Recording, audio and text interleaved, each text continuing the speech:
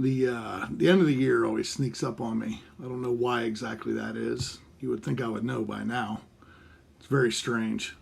I'm decorating and watching holiday movies, and all the Christmas sales come out, and I'm running holiday ads for clients, but somehow it just doesn't really click personally that it's the end of the year.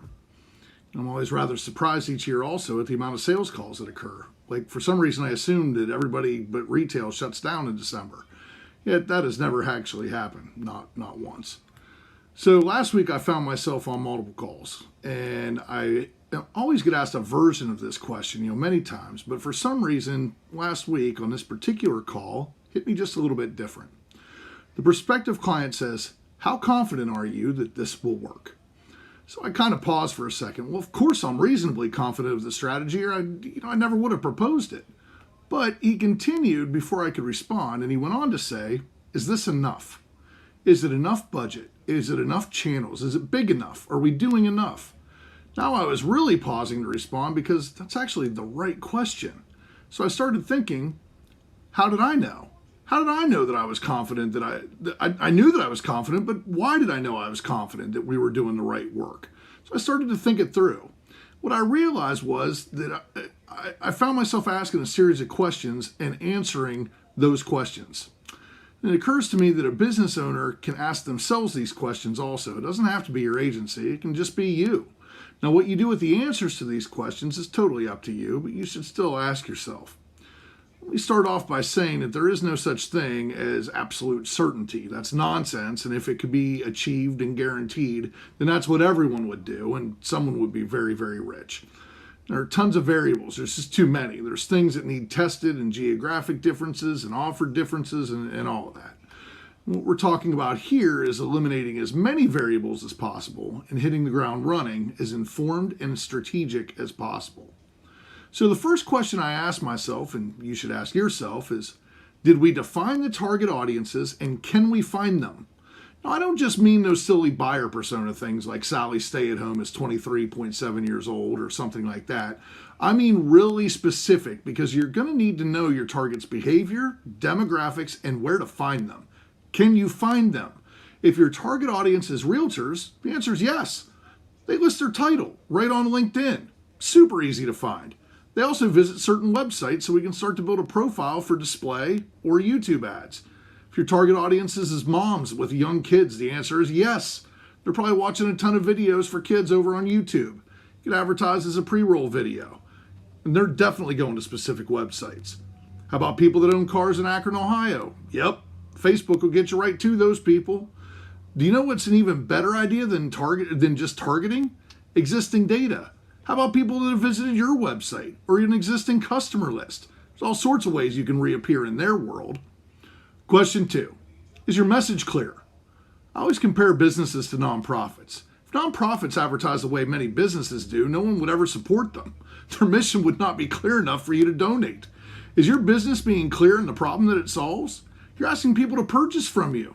Do they know what they're buying, or are you using insider talk or industry speak that leaves them cold, or even worse, confused? Very often that simple explanation will be really boring for you. Good. That means it actually makes sense to the humans. You also need to have an offer, and I don't necessarily mean a discount. See, discounts work because they clearly mitigate risk, but what other offer can you come up with that mitigates risk? Is it a demo? What if your message was so clear you didn't even need to mitigate risk?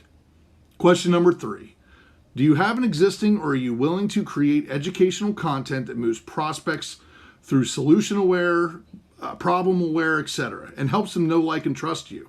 Could be blogs or videos or social media in general. Does that stuff exist, or are you willing to create or source it? That know, like, trust stuff is really powerful. Now, question number 4 is a little tougher. What kind of shape is your digital presence in? So think about it. That message and the offer and the videos and the blogs and your phone number and your headshot and a description of what you do, that all needs to live somewhere. Actually, multiple places, right? So I'm talking about your website, and Google listings, and social media profiles and stuff like that. Now, we need to use those assets to build bridges between all of it, and a way to attribute, metrics, tracking, reporting. We have to attribute all of it. What's working? What isn't? Where are the opportunities? Where should we shift resources from and to? I'm not going to go too deep into that here because we could spend an entire day talking about just optimizing your website for email opt-ins or other conversions. All this foundational stuff needs to exist and be optimized.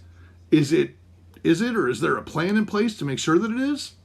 And question number 5 is usually a bit of a reality check. Have we funded our intended growth properly? And this is really what he was asking. I say it that way because it's really what you need to ask yourself. Another way of putting it is, what's your budget? I like my way a lot better because it actually frames it about your desired outcome rather than just a dollar amount. That's probably arbitrary. If you're looking at marketing, then I assume you have some sort of growth goals. Are you realistically funding those goals? The answers to the previous 4 questions should inform part of the budget question. The more that doesn't exist or needs fixed or sourced, then you need to budget for all that. Much like if you're building a house and the land isn't prepped. More budget. The other consideration for a budget is your target audience's size and speed at which you want to penetrate that audience. Also, how many channels you can address them on. For example, if you have a large list already, it's very cheap to just email them all the time. May not be terribly effective, but it's cheap. If you want to hit them on YouTube, Facebook, and LinkedIn, more budget. Anyway, those are my 5 questions that you should be asking yourself here at the end of the year. And especially if you're putting together next year's plan. You're doing that, right? Defined audience, and can I get to them? Message and offer. Does anyone besides me know what I do? Am I educating? Sales is nothing more than education to the point of a buying decision. You don't actually have to physically be in front of somebody to do that. In fact, it's going to happen whether you're there doing it, the educating or not. It'll just be a competitor. How's my website? When was the last time I saw a lead off of that thing? Did I claim my Google listing? Am I using social media for more than just arguing, spamming, and stalking? Have I realistically funded my growth goals? You have a desired growth goal for 2021. I'll bet you. Heck, it may just not to be going to the negative. But have you funded it with the behavior and dollars necessary to achieve it? Or are you just making a wish list and calling it a plan? All right, make it a good week. If you didn't like the answers to your questions, then we should chat. We have menus and recipes rather than a la carte services. I'm Adam with Digital Sandwich, and we do marketing